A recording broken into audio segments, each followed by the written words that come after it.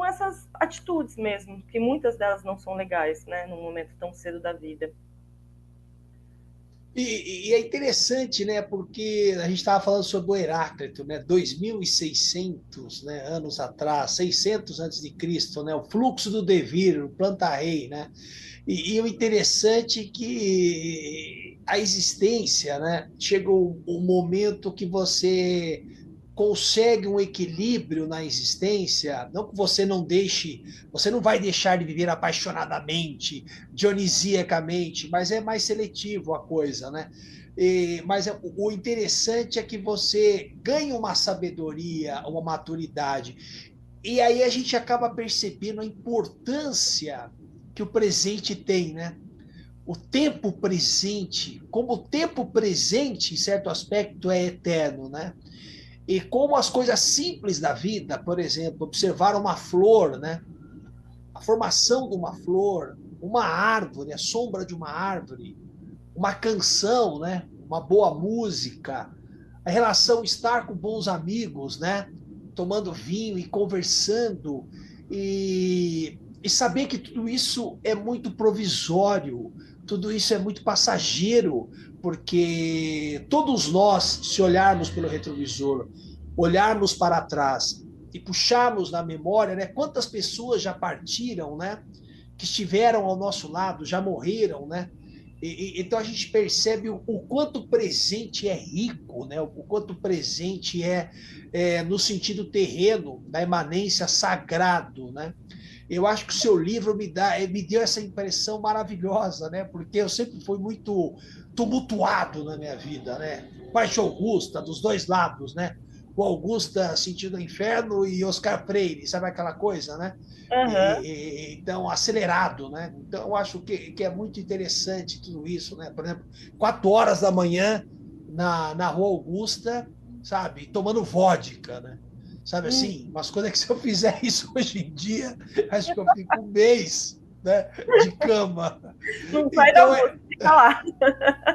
então eu acho que é todo esse processo, né, muito interessante que a juventude vivencia e vive, porque aquela ânsia de viver, os hormônios, né, tanto as meninas como os meninos, né, e o seu livro dá essas reflexões, né, então é muito interessante, as pessoas precisam ler, eu acho que é muito bacana, né, então a gente está até falando do Santo Agostinho, né, Desordens da Juventude, né, e agora como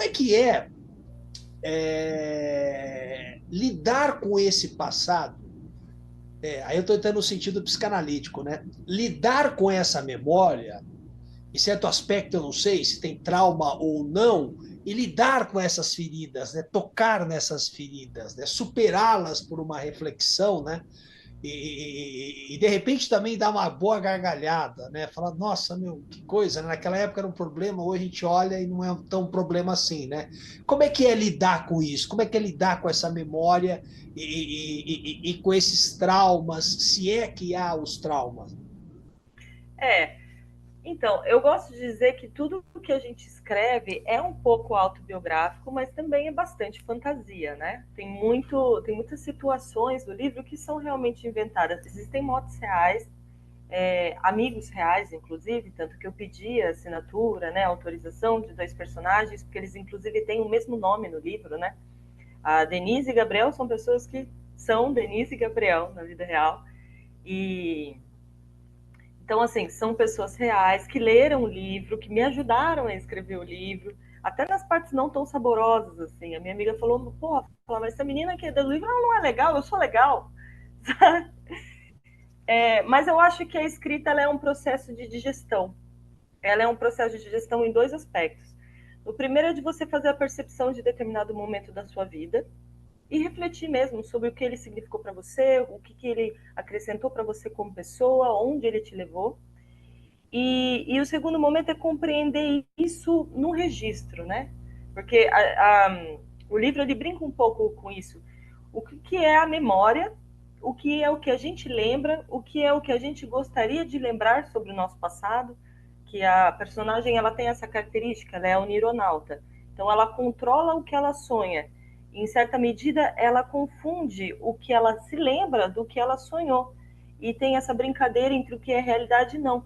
Porque o que a gente sabe da vida é o que a gente lembra. E o que a gente lembra não é exatamente como a coisa aconteceu de fato, né? O que aconteceu de fato é uma junção de várias memórias, né, das pessoas que estavam presentes. Então,